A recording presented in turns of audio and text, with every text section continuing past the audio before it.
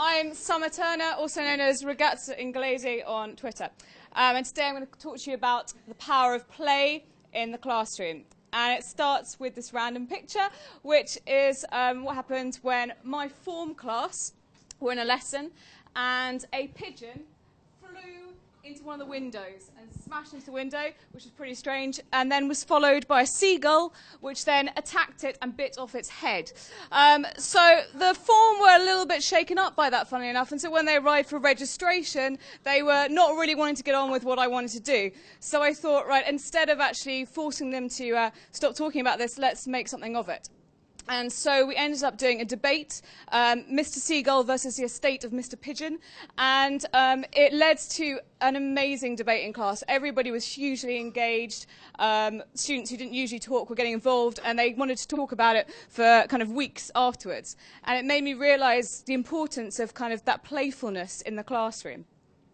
But I want to think about how to make play work. This isn't something that I think is just a bolt-on, like a little activity to show off. It should be something that I think is central to your classroom, and this is why. I think it's a key learning tool. I think it's something that can encourage students to be really involved in their learning. Mostly because it really builds a positive classroom atmosphere, so it can be used simply for that, trying to make sure that the students want to be in your classroom without you having to be kind of a matey teacher. You can actually just show that you're human because you enjoy the playfulness of life. I think it also helps to develop students who do all the things we want them to do. They're creative, they take risks, they're innovative, and they're engaged. I think play encourages all of those things. My history here, what did I think this would work? Well, I thought back to my school days when I was doing a study of Russia, Soviet Russia. And it stands out because the thing that I remembered most from that was when our teacher told us to do a role play on that. And we were allowed to do whatever we wanted as long as we included all the facts. So what we did was Stalingrad the musical. It's pretty standard, but that I can still remember now. If I listen to the songs that we used, we changed song lyrics to involve facts from Stalingrad and Soviet Russia, and I remember so much of that because it was so much fun, but it was also worthwhile. And so how have I dealt with that in my classroom? Well, I want to talk about the library invader and other adventures. Recently, I had a class of Year 7s who really just did not like reading. They came in, they were just like, I hate reading, it's rubbish. So I thought, well, how am I going to deal with this? How am I going to get them interested in reading? So one day after school, a very dark, wintry evening, I decided to go into the library, which was all kind of closed up, the school library.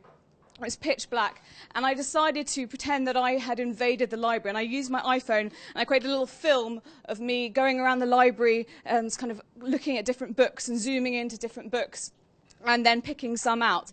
And then the next day I showed them this film. I also created a kind of a cryptic quiz around that where they had to follow various clues, and they had to go and search using the clues that I'd left them in the video, and also some images I'd created, such as this one here. I then made them kind of go on a kind of a treasure hunt, cryptic treasure hunt, to find a certain book in the library. And it involved them actually having to read parts of books, so it wasn't just for the sake of doing it. They actually started reading, and they got really, really hugely engaged. And by the end of it, they were kind of cheering each other on about who was going to win. And then the last 15 minutes of the lesson, they all sat down and they read it silently, absorbed in various books that they'd found that day in the library for the first time. And I thought, right, actually, this could work. Other things I think you can do, swapping roles, so getting students to play teachers, teachers to play students is hugely effective. I talked about it in more detail in terms of co-construction as a kind of option, but it can just work just on a day-to-day thing in the lesson, getting somebody to act like a mini teacher and going around and talking to people. They like playing that role. It can be through drama activities. I'm an English teacher, so it's really easy for me to do drama. But as I said, in history, you can do great role plays from that. And in other lessons, I think drama can be used to create that idea of play. Warm-up games, again, creating this atmosphere in the class, making people want to be involved in what happens in the lesson. And generally just silliness, just showing them that you can be a learner, but you don't have to be serious all the time. You can enjoy yourself, you can be silly, you can play around with things, with different ideas, and I think that's really important. So I'm going to leave you, if you weren't convinced, with a real teacher, Plato, who said you can discover more about a person in an hour of play than in a year of conversation. Thank you.